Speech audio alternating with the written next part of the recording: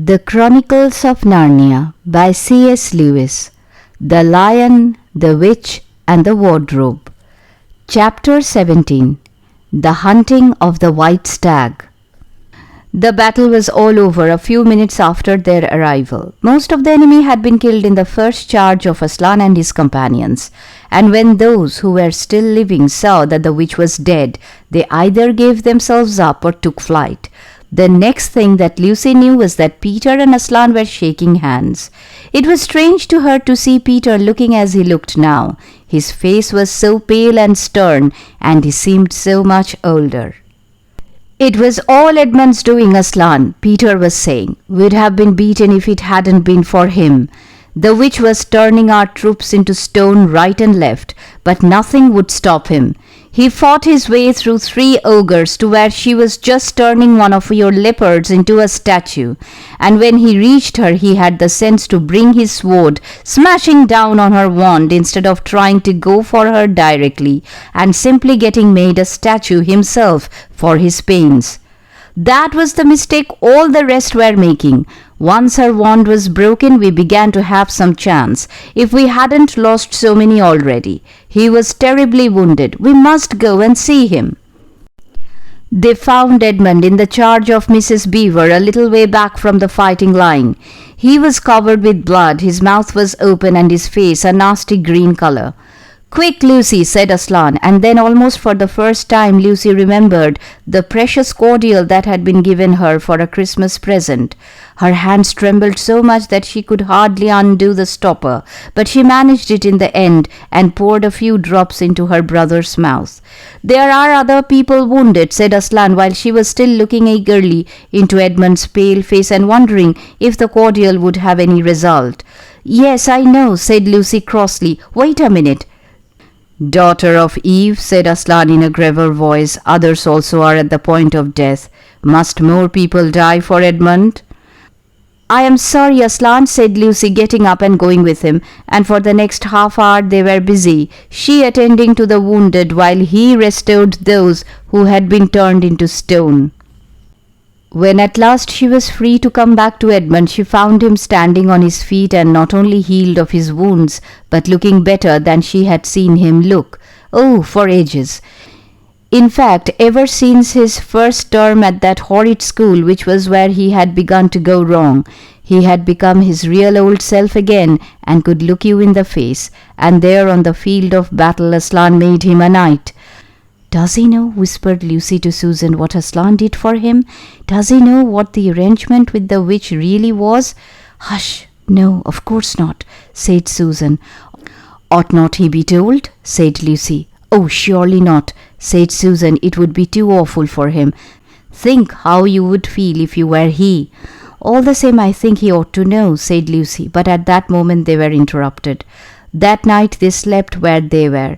How Aslan provided food for them all I don't know, but somehow or other they found themselves all sitting down on the grass to a fine high tea at about 8 o'clock.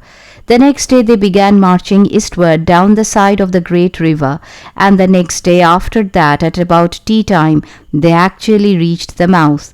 The castle of Cair Paravel on its little hill towered up above them. Before them were the sands, with rocks and little pools of salt water and seaweed, and the smell of the sea, and long miles of bluish-green waves breaking for ever and ever on the beach. And oh, the cry of the seagulls! Have you heard it? Can you remember? That evening after tea the 4 children all managed to get down to the beach again and get their shoes and stockings off and feel the sand between their toes. But the next day was more solemn, for then in the great hall of Cair Paravel, that wonderful hall with the ivory roof and the west wall hung with peacock's feathers and the eastern door which looks towards the sea in the presence of all their friends, and to the sound of trumpets, Aslan solemnly crowned them and led them to the 4 thrones amid deafening shouts of "Long live King Peter! Long live Queen Susan! Long live King Edmund! Long live Queen Lucy!" Once a king or queen in Narnia, always a king or queen. Bear it well, sons of Adam. Bear it well, daughters of Eve, said Aslan. And through the eastern door, which was wide open, came the voices of the mermen and the mermaids, swimming close to the shore and singing in honor of their new kings and queens. So the children sat on their thrones, and scepters were put into their hands, and they gave rewards and honors to all their friends, to Tumnus the fawn, and to the beavers, and giant Rumblebuffin, to the leopards, and the good centaurs, and the good dwarfs, and to the lion. And that night there was a great feast in Cair Paravel, and revelry, and dancing, and gold flashed, and wine flowed, and answering to the music inside, but stranger, sweeter, and more piercing came the music of the sea people. But amidst all these rejoicings Aslan himself quietly slipped away, and when the kings and queens noticed that he wasn't there, they said nothing about it, for Mr. Beaver had warned them. "He'll be coming and going," he had said. "One day you will see him, and another you won't. He doesn't like being tied down, and of course he has other countries to attend to. It's quite all right. He'll often drop in. Only you mustn't press him. He's wild, you know, not like a tame lion." And now, as you see, this story is nearly but not quite at an end. These 2 kings and 2 queens governed Narnia well, and long and happy was their reign. At first much of their time was spent in seeking out the remnants of the White Witch's army and destroying them, and indeed for a long time there would be news of evil things lurking in the wilder parts of the forest. A haunting here and a killing there, a glimpse of a werewolf one mouth and a rumour of a hag the next. But in the end all that foul brood was stamped out, and they made good laws and kept the peace and saved good trees from being unnecessarily cut down, and liberated young dwarfs and young satyrs from being sent to school, and generally stopped busybodies and interferers, and encouraged ordinary people who wanted to leave and let leave. And they drove back the fierce giants, quite a different sort from giant Rumblebuffin, in the north of Narnia, where these ventured across the frontier, and they entered into friendship and alliance with countries beyond the sea, and paid them visits of state, and received visits of state from them. And they themselves grew and changed as the years passed over them. And Peter became a tall and deep-chested man and a great warrior, and he was called King Peter the Magnificent. And Susan grew into a tall and gracious woman with black hair that fell almost to her feet, and the kings of the countries beyond the sea began to send ambassadors asking for her hand in marriage, and she was called Queen Susan the Gentle.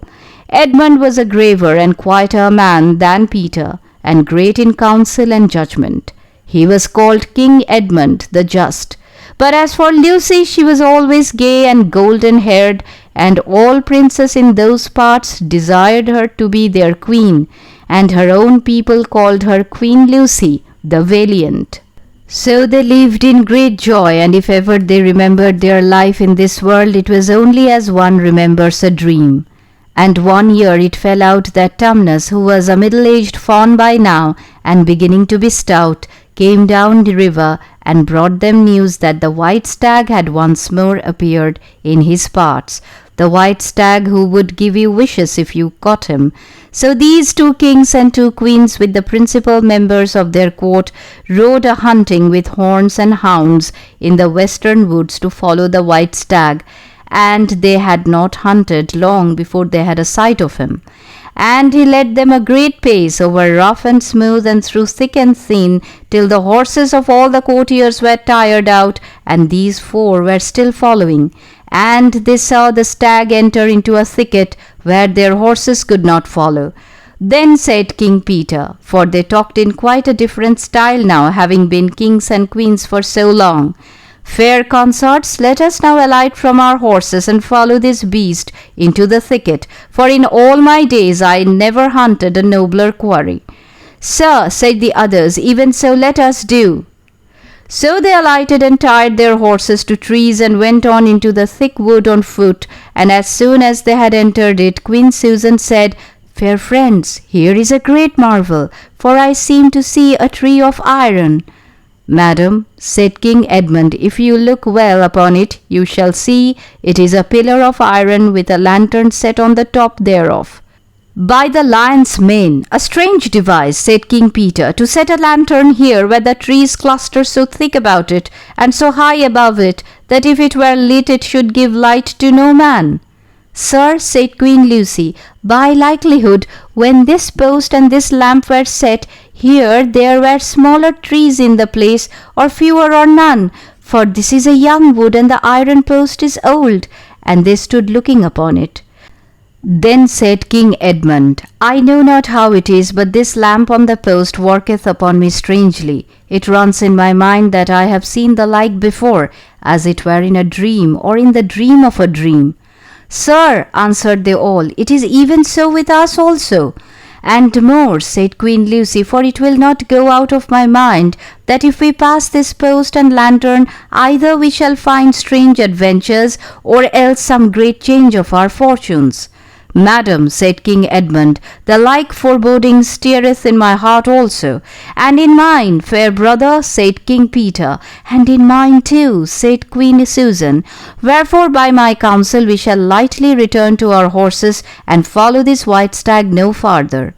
"Madam," said King Peter, "therein I pray thee to have me excused, for never since we four were kings and queens in Narnia have we set our hands to any high matter, as battles, quests, feats of arms, acts of justice, and the like, and then given over, but always what we have taken in hand, the same we have achieved." "Sister," said Queen Lucy, "my royal brother speaks rightly, and it seems to me we should be shamed if for any fearing or foreboding we turned back from following so noble a beast as now we have in chase." "And so say I," said King Edmund, "and I have such desire to find the signification of this thing, that I would not by my good will turn back for the richest jewel in all Narnia and all the islands." "Then in the name of Aslan," said Queen Susan, "if ye will all have it so, let us go on and take the adventure that shall fall to us." So these kings and queens entered the thicket, and before they had gone a score of paces, they all remembered that the thing they had seen was called a lamp-post, and before they had gone 20 more, they noticed that they were making their way not through branches but through courts, and the next moment they all came tumbling out of a wardrobe door into the empty room, and they were no longer kings and queens in their hunting array, but just Peter, Susan, Edmund, and Lucy in their old clothes. It was the same day and the same hour of the day on which they had all gone into the wardrobe to hide. Mrs. Macready and the visitors were still talking in the passage, but luckily they never came into the empty room, and so the children weren't caught. And that would have been the very end of the story if it hadn't been that they felt they really must explain to the professor why 4 of the coats out of his wardrobe were missing. And the professor, who was a very remarkable man, didn't tell them not to be silly or not to tell lies, but believe the whole story. "No," he said, "I don't think it will be any good trying to go back through the wardrobe door to get the coats. You won't get into Narnia again by that route. Nor would the coats be much use by now if you did, eh? What's that? Yes, of course, you'll get back to Narnia again some day. Once a king in Narnia, always a king in Narnia.